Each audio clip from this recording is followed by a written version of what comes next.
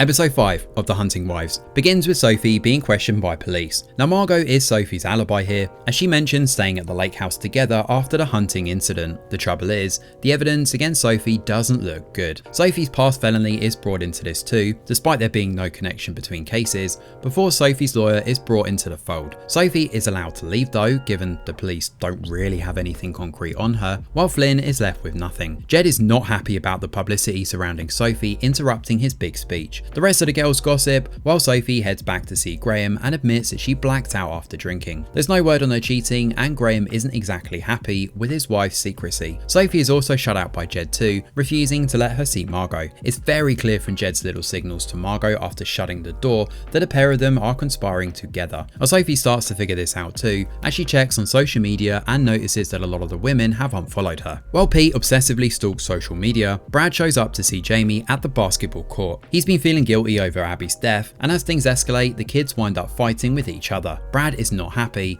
especially when he realizes Jamie is going to tell the truth and where they were that night. Jill cuts off her son midway through and swears him to silence afterwards, promising to take care of all of this herself. And not long after, Margot gets a message from Brad warning that Jamie is going to be a problem. Now in the middle of this, Star shows up at Jill's house. She's pissed that the funeral arrangements have been paid for, as she sees this as a way of Jill appeasing her guilt and paying her off. An angry and bitter Star threatens Jill and promises retribution. Jill though is too preoccupied by this Jamie situation, and she shows up to see him at the court.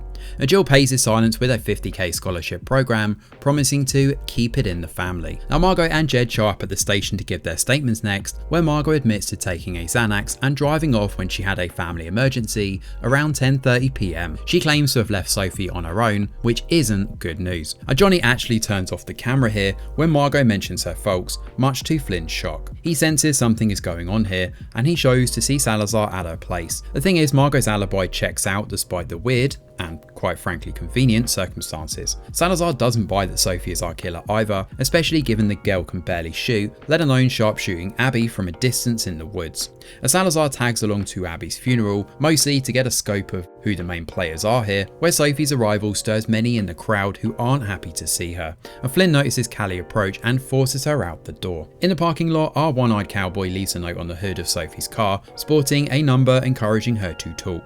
Jamie races out to check on Sophie and points out how unfair all of this is. He tells Sophie that she's innocent because it's a feeling he has, and apologizes for what took place between them. Thankfully, they never actually had sex, and all they did was kiss. She rejected him several times and then took Brad home. Sophie is spiraling and heads home to see Graham, pointing out the big conspiracy that's been put up against her.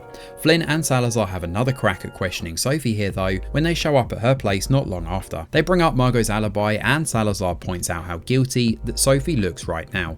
She wants the truth, but Sophie simply tells her she can't remember. Graham is pissed when the police leave, bringing up her past issues and trying to work out what Sophie was thinking when she decided to buy a gun to please her friends. In the end, frustrated and at the end of his tether, Graham kicks her out the house. At the funeral, while Abby is laid to rest, Pete hangs back and watches from afar. However, he picks up one of Abby's young family members and drives her back home. But it's a bit creepy given he was actually looking at her photos on social media just prior to this. Sophie is angry and irate while she stews in her motel room. She leaves a voicemail for Margot, calling her sick and lashing out at her bestie. Margot, of course, has her fingers in all the pies and heads over to see Callie and Johnny. While Johnny is a little more questioning of Sophie's involvement here, Callie and Margot fully throw her under the bus. The latter, of course, even placed a voicemail for them so they can make fun of Sophie. In the middle of the night, Jed's ex-wife rings Sophie. She was at the funeral and saw what happened with Callie and tells Sophie she needs to play this smarter. She also knows that Margot is behind the framing, and she also throws shade at Kyle, Margot's brother, too.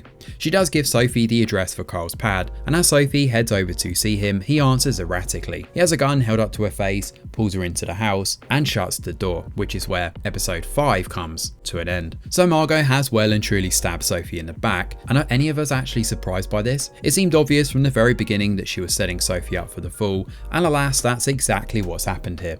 The more suspicious party though is actually Pete. He seems super shady now, and his ties to Louisiana, not to mention preying on young girls, appear to be linked to trouble. It could well be that he killed Abby, but then it doesn't link up with a gun or how he knew about Sophie's house either, so we're really no closer to uncovering the truth. There's still loose threads that need tying up here, and it seems Margot's family hold the key to unlocking this mystery. For now though, we'll have to wait and see where this one goes next. Thanks for watching, and do let us know your thoughts in the comments below. Smash a like or subscribe to the channel, your support is very much appreciated. I'm Greg Wheeler, and from all of us over here at The Review Geek, we'll see you on the next video.